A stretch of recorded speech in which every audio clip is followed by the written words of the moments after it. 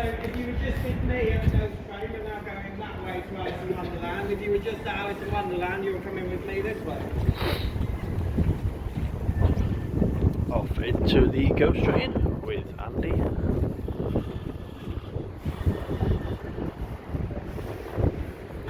How was Alice?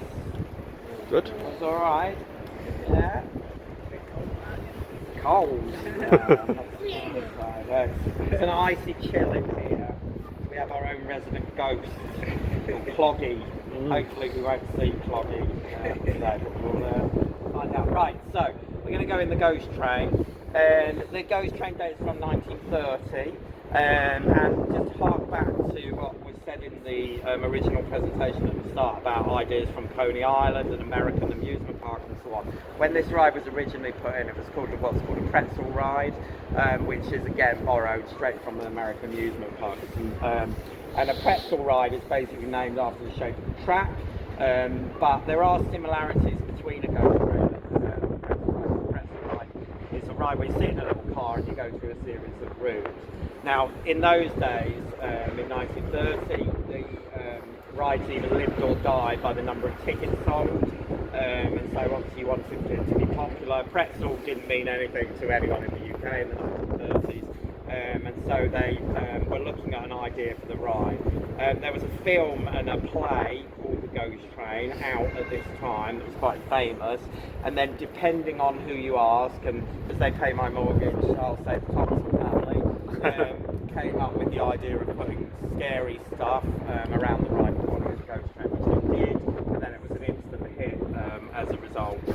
And so we can make the claim every other ghost train in the world has been named after our ghost train. The original version of the ride was a bit further down that way, more towards where the Wild Mouse used to be. And then what's kind of good about the ghost train is that we've never really finished with it. It's been changed over the years, it's been added to, and so on. You know, you get things like the 1960s, the skull going on, the 1980s, the Slimer ghost from Ghostbusters being added to it, and we still add stuff to it to this day. The jump scares scene with the monks was added a couple of years ago, and we do all of that work in-house because we have what's called a studios, Pleasure Beach Studios team, which is a department which looks after all of this stuff, and you'll see some of their handiwork when we go inside.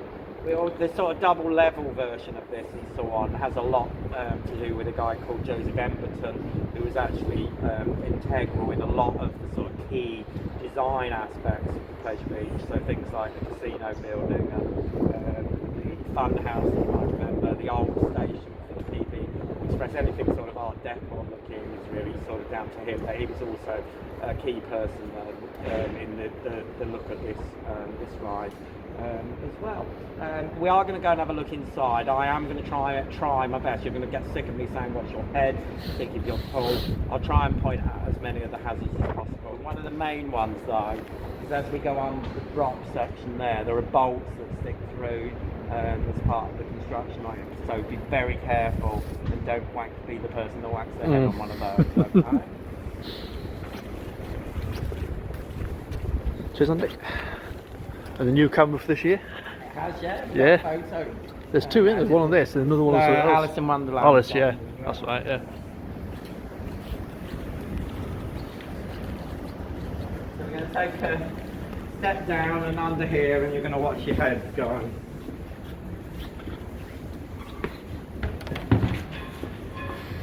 Oh, turntable.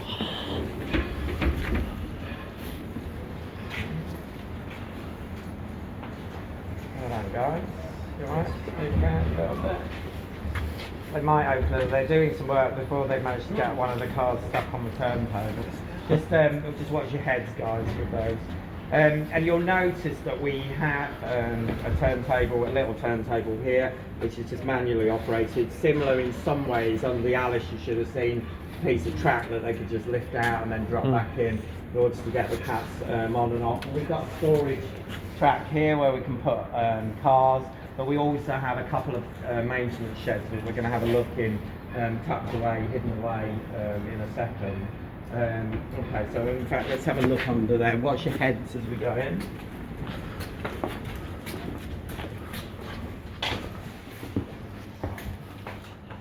There we go. Move right in. Oh my God. Right. Just watch your head, guys. I told you to get sick of me saying that. Right, just watch your heads there. Alright, so we're in the main maintenance bay for the Ghost train. Similar setup to I guess what you would have seen in the Alice in Wonderland. So we can have cars in here and they'll be labelled by the engineers whether they're serviceable or not. Although in most cases what we try and do is make the decision of how many cars that we're going to have out on the system for a given day, and we do that with the rides based on what we think the visitor numbers are going to be. We have a pretty good guide in that we can literally see who's booked already. Nowadays 90% of visitors buy their ticket online in advance, although there's a complication with that. The difference would be if it's a summer's day and it's hot and sunny in Blackpool, you'll get what we call more walk up, so the proportion of people that just turn up on the gate and buy a ticket becomes larger. But for most of the year, a good barometer is people buying their ticket online. The complication with that is in the last couple of years, the trend is that people buy their ticket in literally the night before. And so I can go home on a Friday night thinking I've got 6,000 visitors on the park. I come in Saturday morning when the weather forecast said it's going to be sunny, I've suddenly got an extra 4,000 people, so I've got 10,000 visitors. So it doesn't always work, but it does give you a pretty good indicator of what you're going to have. And we make, therefore we make, well, where possible, we make decisions about how many vehicles that we're going to have on the ride and so on. In this case, we usually run with 10, sometimes 11 cars out on the system. It's actually a complicated ride to operate. Next time you come on the ride, well, just before you get on the car, just have a listen to how noisy it is, because if you imagine you're the member of staff operating it and you're sat there all day doing that, then it's a really noisy environment to actually work in. There's a lot going on. And also, when a car comes into the offload where people get out, they're then pulsing the cars through the station by sending electric through that piece of track to literally move the cars down in order for people then there to be a car always ready for someone to get into, whoever's next in line. And it's actually quite a skilled job in order to do that without knocking cars into each other all the time and so on in that noisy environment. So, you know, so they don't say it very often, cover your ears guys, but the ride operators do actually do a really skilled job, particularly on this ride. So we are so pressured for space that you'll find, as you'll be seeing, that we have lots of like hidden rooms like this, and the idea being that engineers can carry out work on the rides with the ride carrying on through the wall as if nothing's happening, just sort of hidden away in locations like this. And there's another one where there was actually some engineers doing some work in there before, wasn't there? I was going to take a photo, but and you'll get to see that as well in a second. One other thing to sort of notice in here. Oh, sorry, you'll also get a comparison with a more modern maintenance bay a little bit later on, which is a much more state-of-the-art kind of setup. And in here, you can also that red thing there is all part of the lift system on the ride. So we've got one chain on the ride, which is the same chain for the up and the down the hill elements to get you between the two levels. We've got another ride where that's the case. Does anyone know what that is, where it shares the chain? Big Dipper? It is the Big Dipper, yeah. So you think you've got two chains on there, but they're actually all in line with each other. So they're sharing the same chain. So a really good actually piece of design when you think about the age of some of these rides. All right, so we are going to go and have a walk through. There is going to be darkness. There is going to be overhead hazards. And we'll do our best not to lose any of you. We didn't see Cloggy before, although Ben told a story about last week when we did this, that one of the wheels on the bicycle was spinning and it's very cold, so It's true that happened. Oh, just try and when we go around the track, the orange bit on the track, try and just not come into contact with that. The electricians get very upset So was when we Alice. do that. Yeah. All right.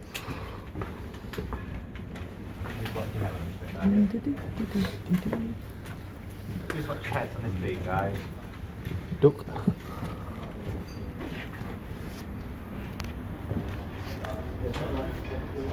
Just watch your heads, guys.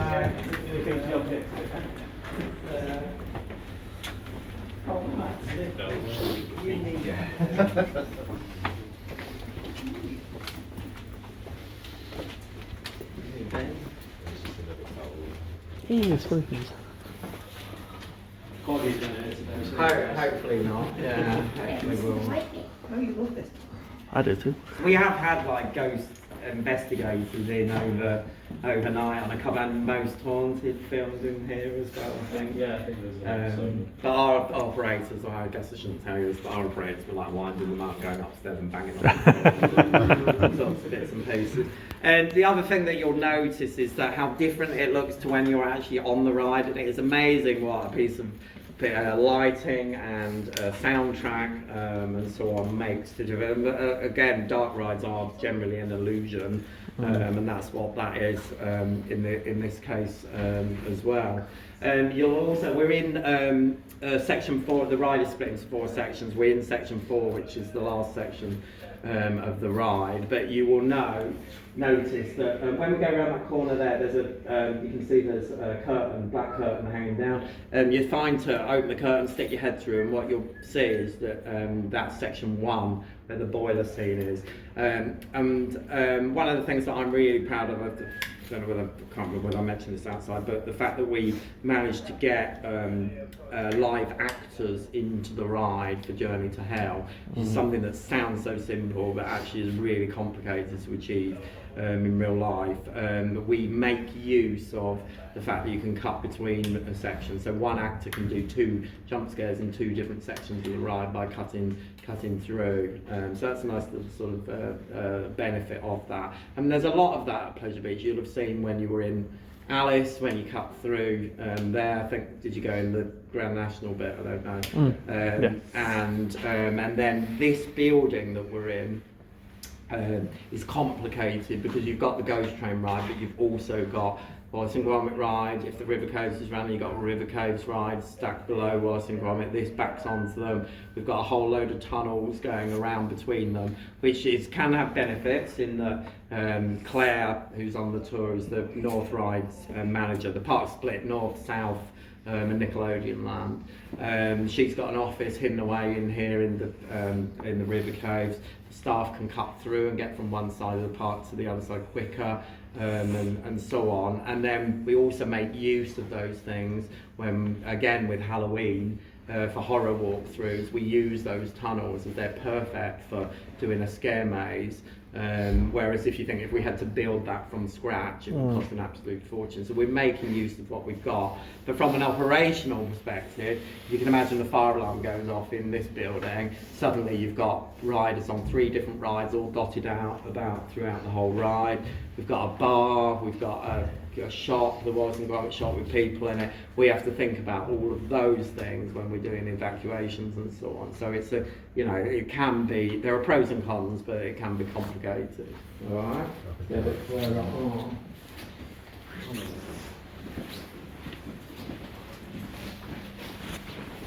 I've never seen that. Bikes like that. You can't see it.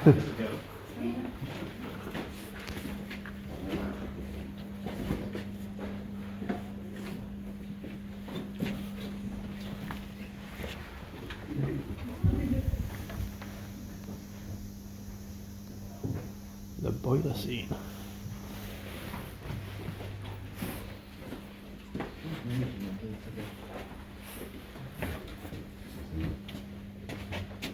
We're just going to have a look go through the trommel section. So the trommel is this illusion with the turning tube around the car, which gives the illusion that you're tilting when you're on. We've got a few of these on the park. Does anyone know where the other ones are? There's one in Alice in Wonderland. There's also a walk-through one in Ripley's. Oh yeah. And then technically we used to have one on the lift on Valhalla. Although when we did the reimagine, it's still there, but we put a load of skulls and theming in instead on that section.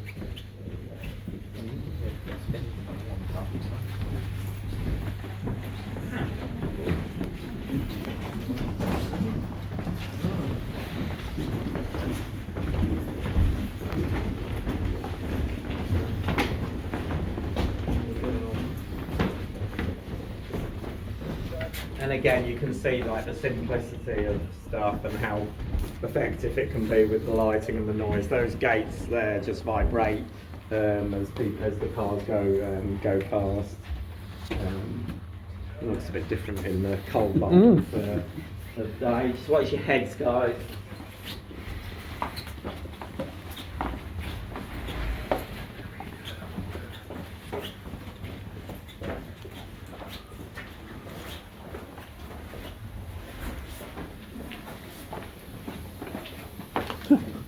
Nice.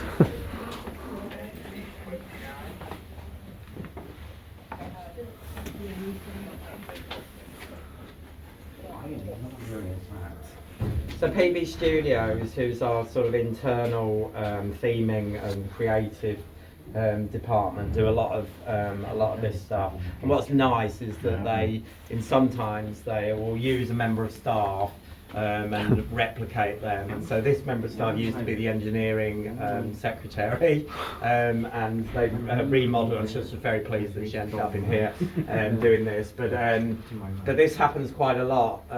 We've in the Valhalla, in the snow scene section of the ride, all the figures in there are based on people that work at the park. A couple of them from PB Studios themselves, and then in some cases.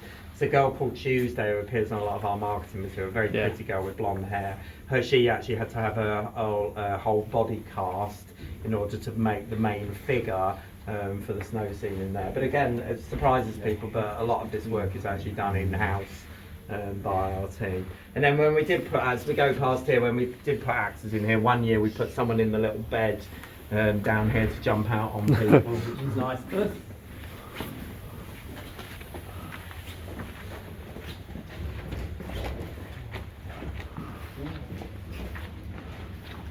Oh, her head turns on. Yeah. Which is scary. If we could, we'd probably leave the scenes turned on, but I feel Yeah. like it could probably be a bit too touchy. We're just going to do an awkward little step over here, guys.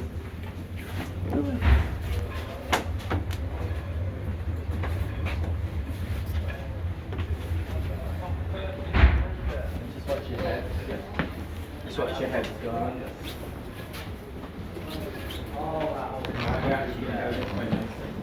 No, just getting out of the way.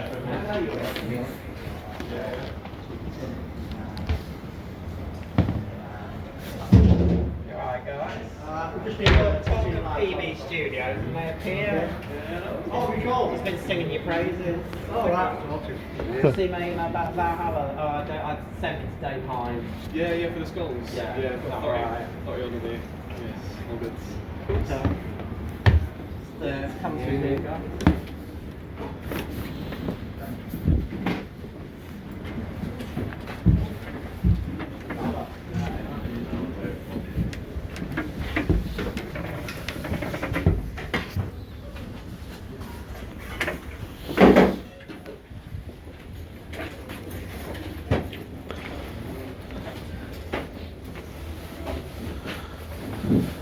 I haven't lost anyone in there, have we? Alright, so again, there's another one of these little maintenance sheds hidden behind. You wouldn't even know it was here with the guys. What are you doing today anyway, guys? That's the weekly on it. The weekly, so what does that entail? So basically we lift it up and then we check each individual part, obviously the front bumper wheel on the rear, and we make sure the anti-rollbacks are free in the wheel so it can go one way but not the other way in each wheel, and then just greasing really. That's, we do that on 3 cars every week. Yeah. And we switch them around. And then any other problems we do now as well. Okay, excellent. Thanks, guys. So we're going to take a very big step down out onto Heidi Strauss. Thank you.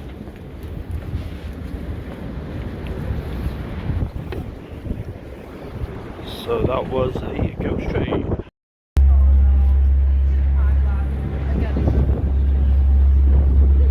There's the river caves, one of my favourites.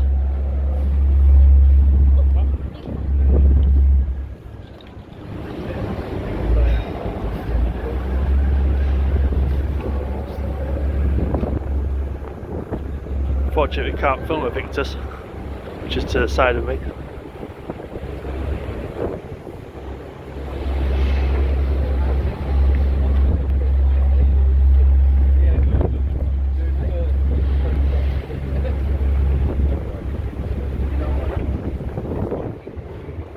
So tempted to put a camera like that and just sneakily get it.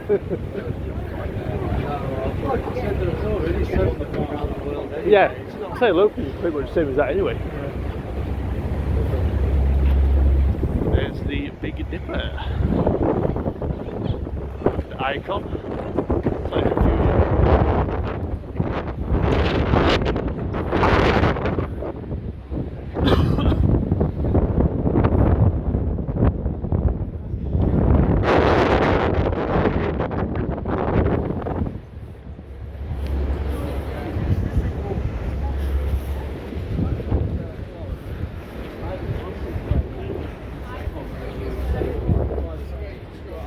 This is where the Grand Prix track was.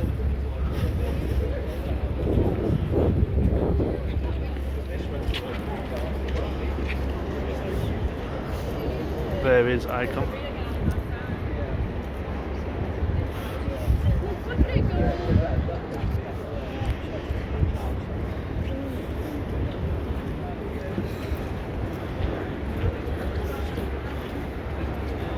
Icon.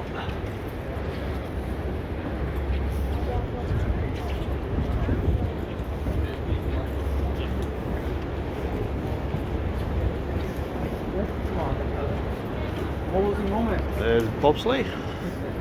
We need to go. We need to go to Blackpool first to get something.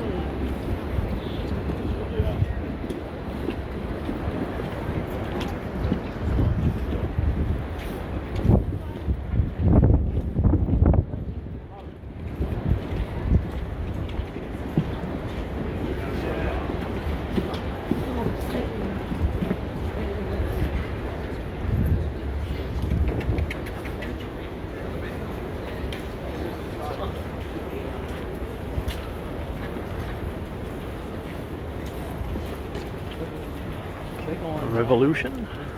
That one there's good, Rich. Airbender. It's a kiddie one, but it's proper like intense. I was like, what the f? Yeah, it's like that sort of. What's this then? Revolution. This is the first Luby coaster that he got in his park. Because Jeffrey Thompson like wanted to get it in, so that's what it is. It's like out and back, so basically you go out first, forward, then you go backwards. There's the big one. There's the Laughing Clown, or Laughing Man, sorry. Since 1935.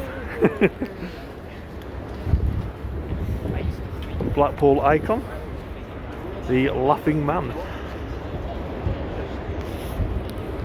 Still scares me.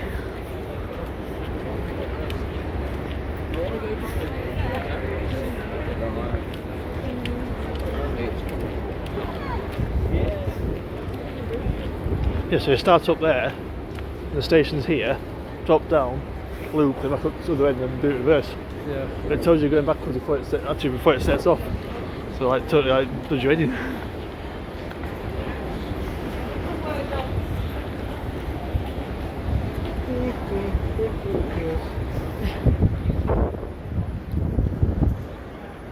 The Big One station.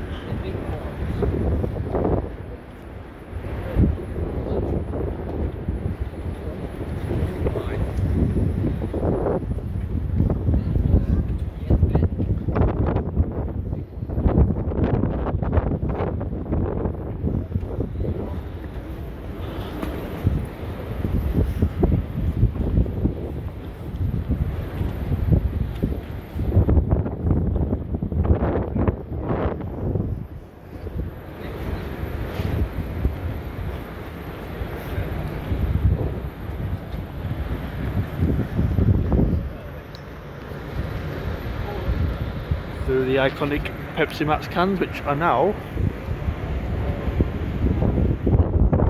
one hypercoaster with altitude.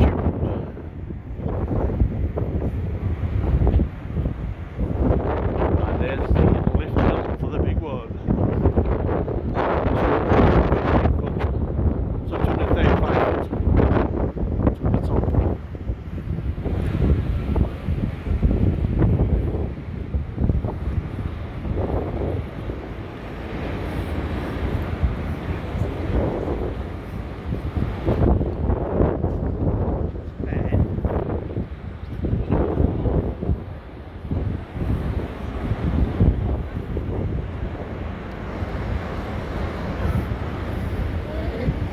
steeplechase. Alright then guys, we're going to just regroup a little bit.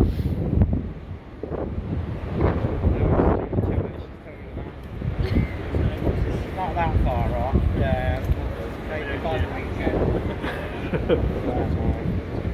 Alright, so again we're going to split you down the middle, so something like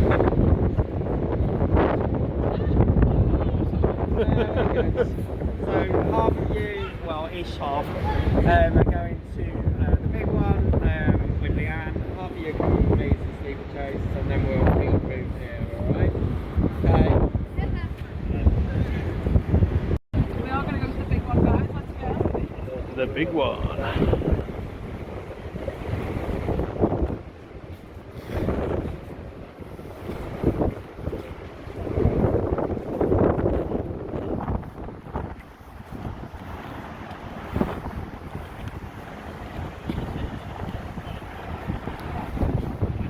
Into the big one station.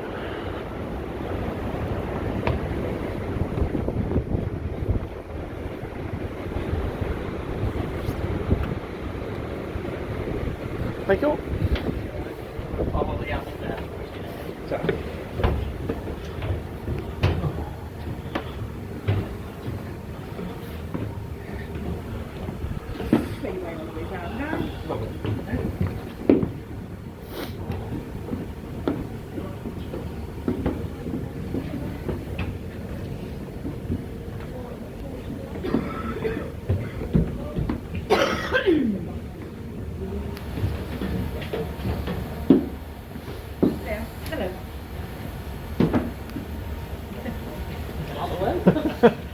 Okay guys, welcome to Big One.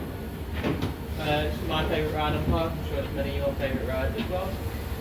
Built in 28th of May, well open, sorry, not building all in one day. Open 28th of May 1994, which is known as the year of the roller coaster, as we said in the introduction, with Nemesis, Alton Towers and Shockwave at Drayton Manor on the same year. So it was a good year for UK roller coasters. And when this opened, it opened as the tallest and steepest roller coaster in the world at the time. And it held that record for a brief moment, and it was brief unfortunately, until it was taken by a park in Japan. But it was designed and manufactured by Aerodynamics by a man called Ron Toomer, and Ron himself was credited for many other roller coaster inventions, including one that Andy might speak to you about, which is the modern day steeplechase, and he actually invented the first modern day steeplechase, which was called Motorcycle Chase, and that was at Knott's Berry Farm.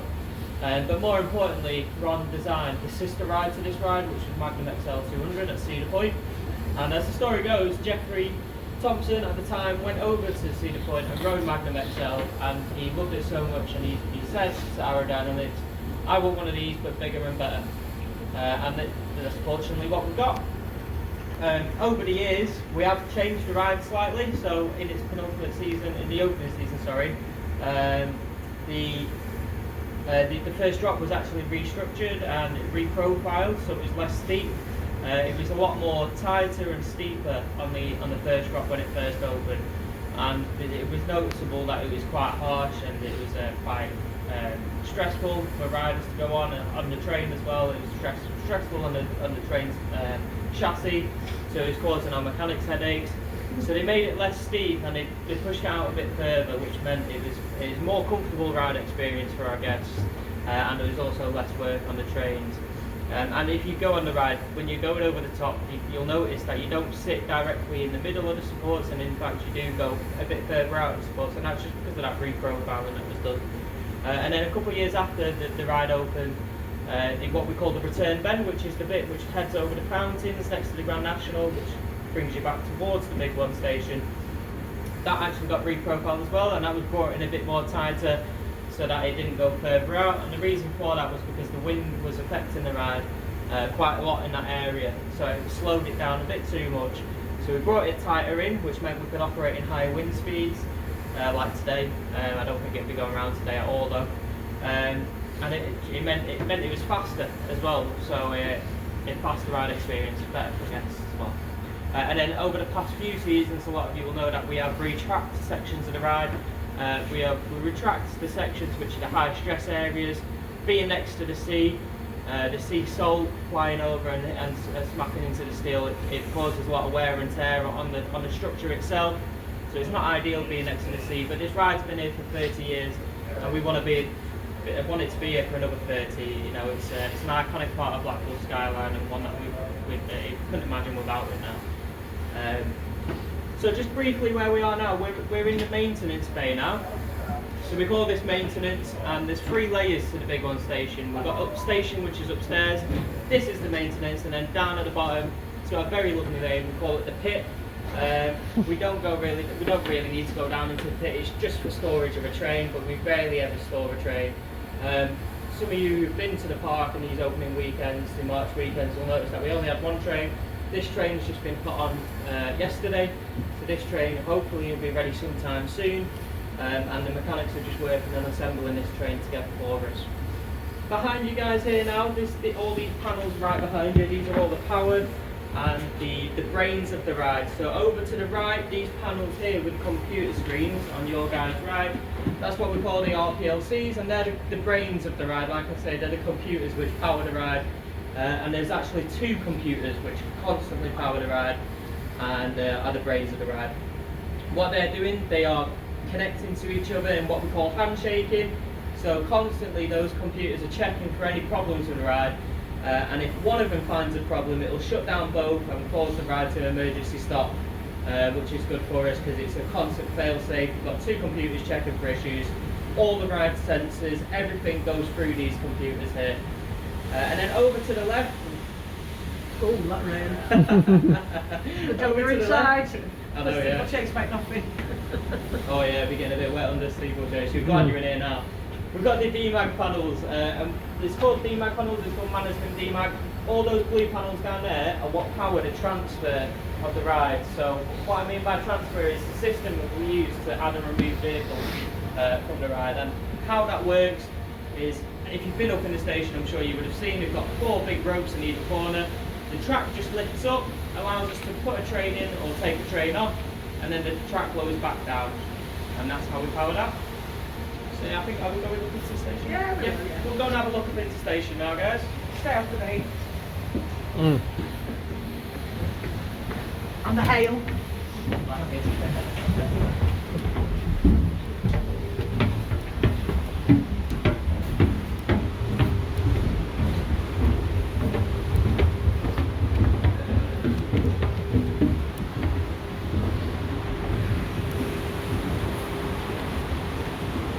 Into the main station.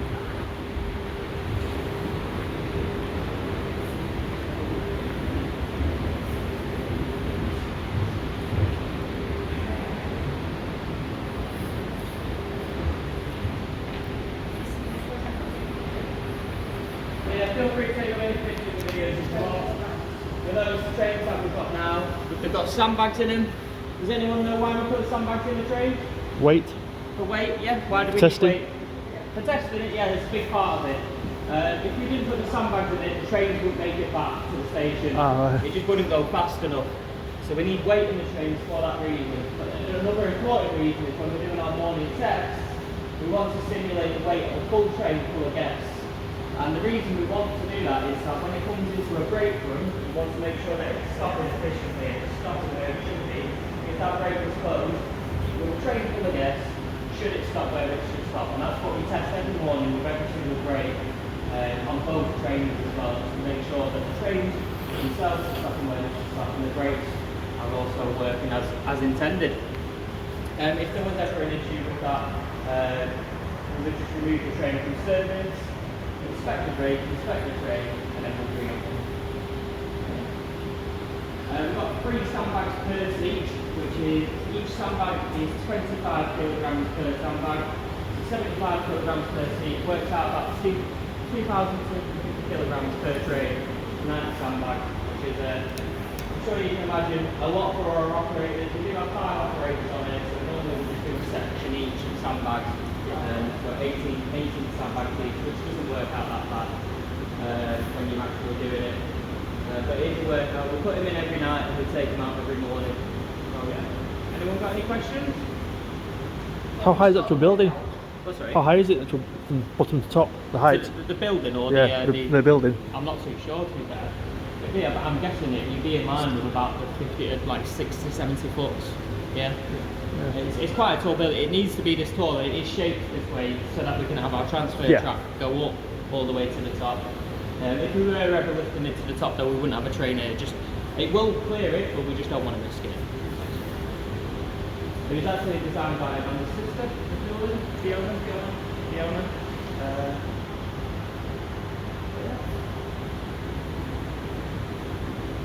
They outside, I don't want to go outside. Right.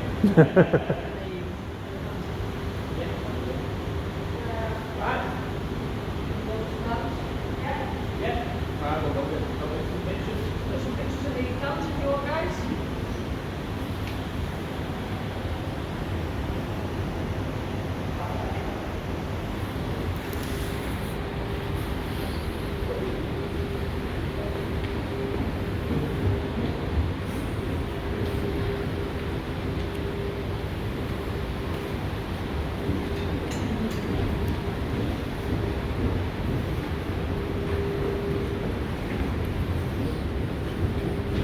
There you go.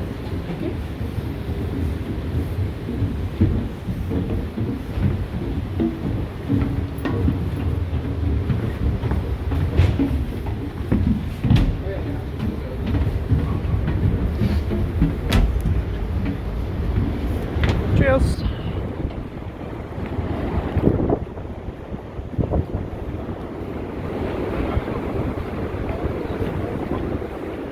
Cheers.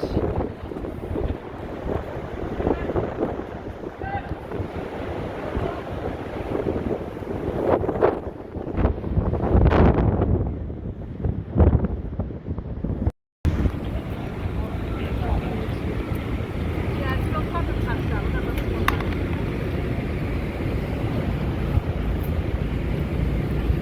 Stand in there if you want, guys. You don't get wet. We'll just do one at a time, guys, if you want. The old carousel building.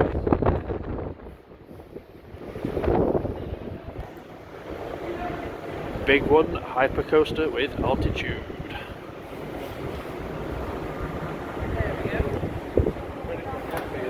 Yeah.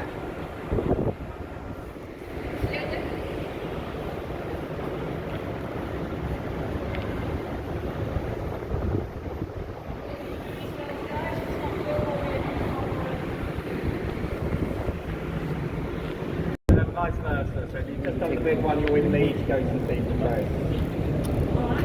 I'll tell you the story of the steeplechase here by Oh, which?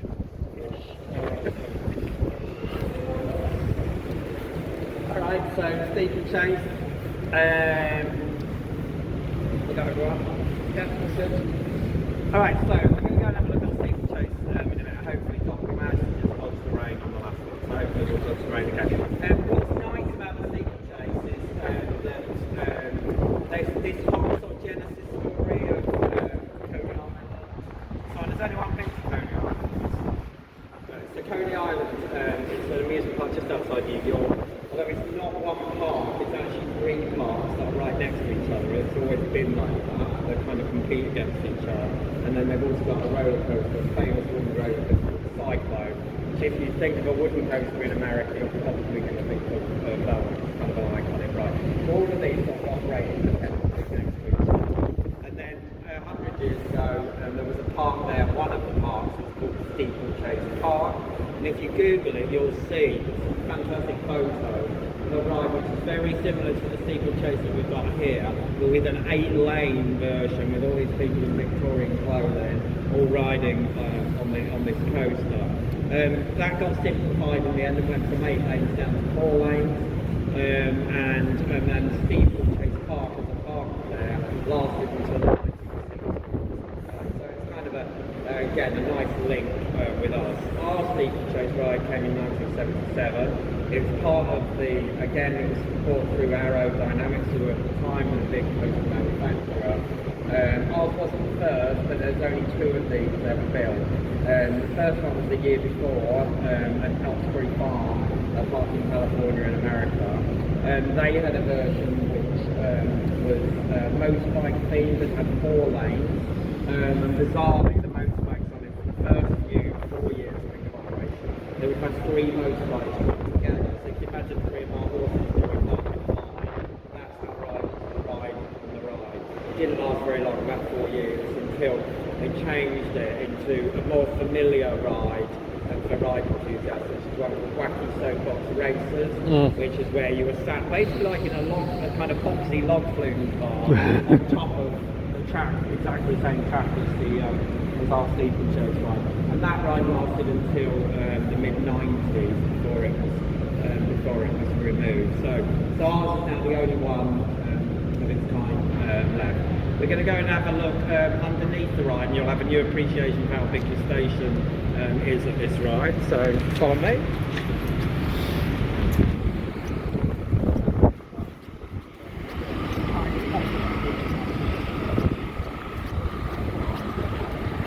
Andy, what's Skyforce's plans? We are actively selling the ride. Oh, right, so it's like built up for. Show it like built. Yeah, that makes sense. Thank you. Oh wow, this is different.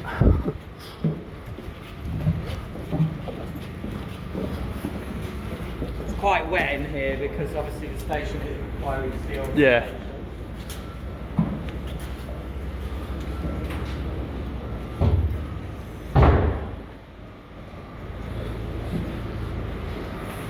At this point on the last one where it suddenly hails down, so we can't get one.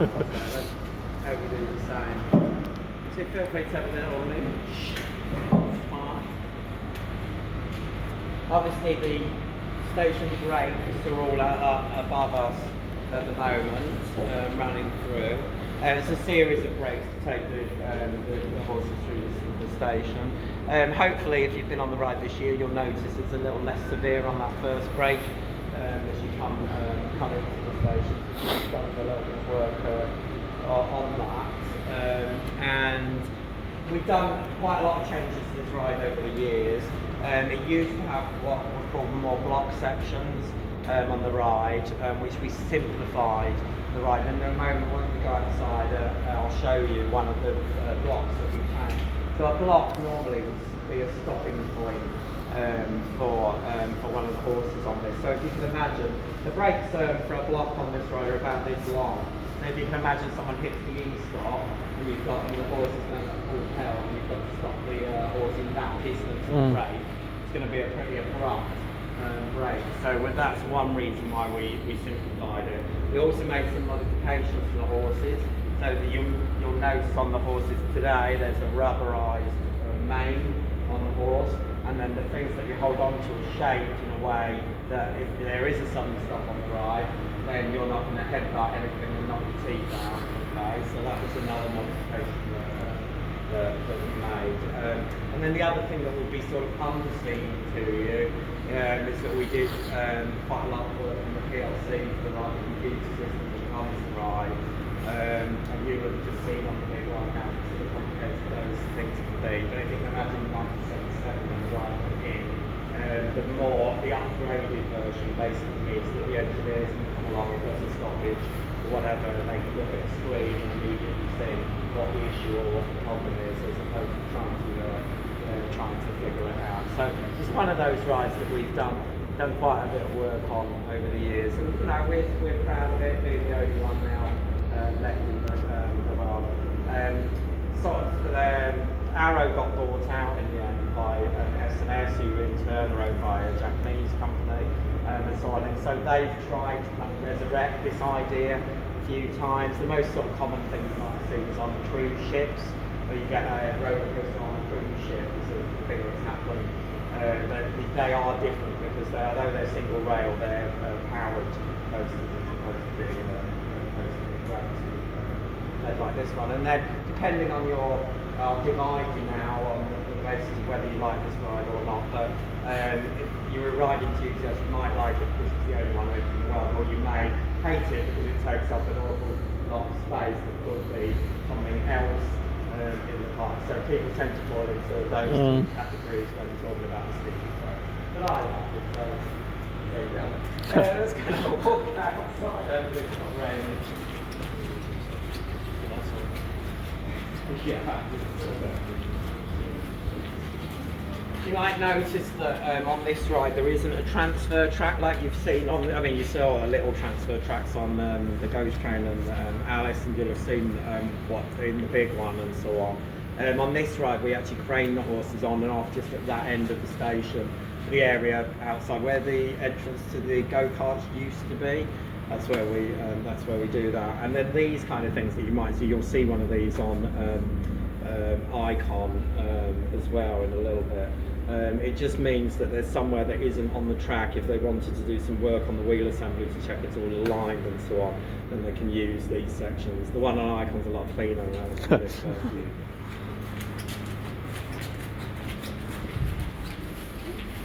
A little bit wet through here, guys. Just be careful.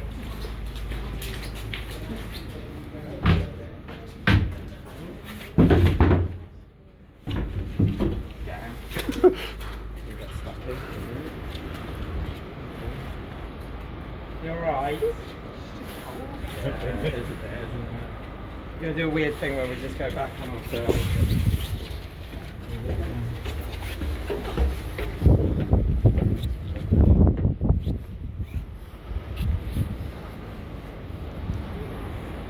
Just be careful, guys, because the grass is wet in that lane.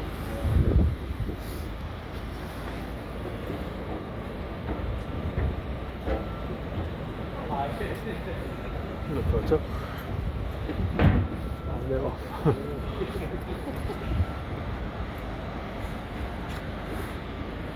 We're going to cross over the track here, and you'll see that we've got these little breaks that we drop in when we're doing an evac. And so that thing I mentioned about the block. So now, if they stop the ride, then usually the next stopping point will be on one of the lifts. Which is good. You come up onto the lift and get caught on the anti-roll bar, so it's a much easier kind of stop. And then obviously it's a case of just walking people down. When we cross over, just be careful. There's no fencing and so on. It was a bit slippery, so I don't really want to fall. All right.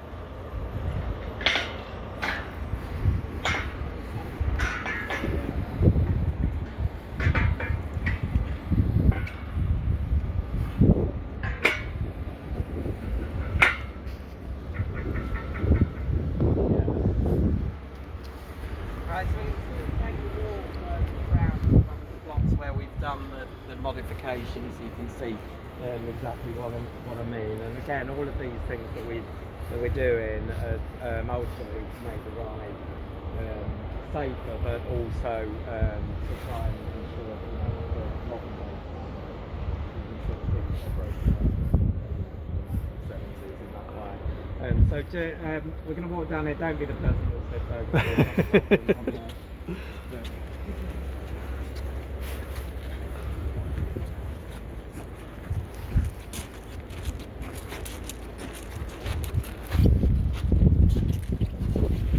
Oh, close to the steeplechase track.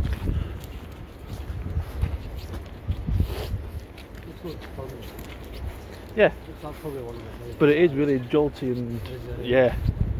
You think you're sat on one track, aren't you? So you're like basically like that. And your feet just dangle.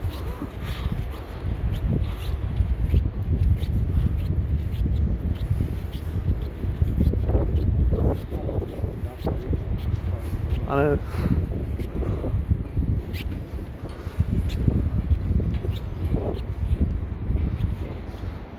Just be careful, there's no fence there.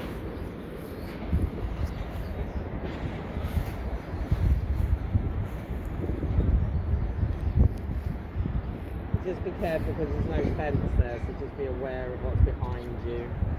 Start moving around.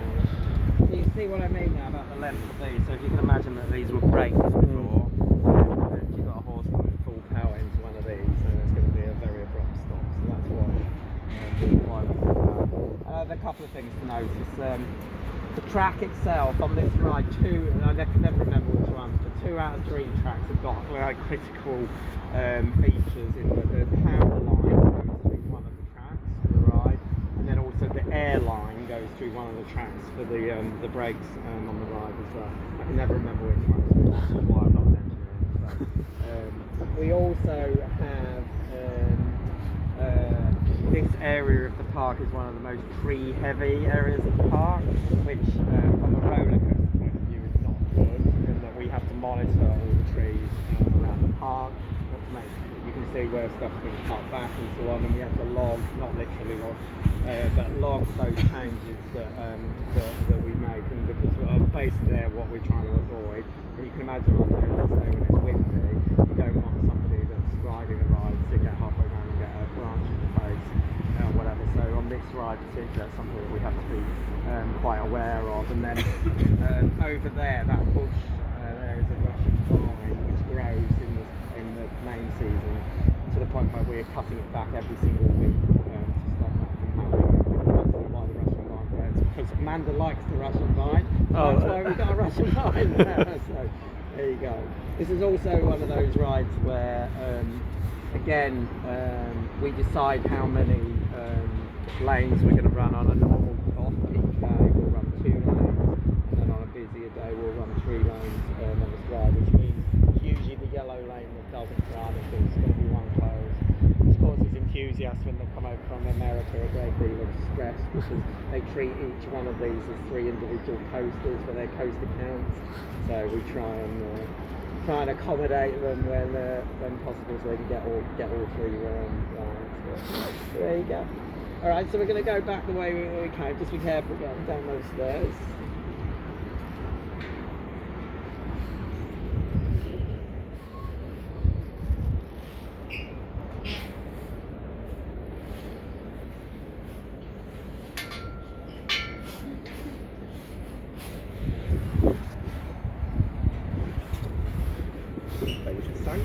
Yeah. Side there.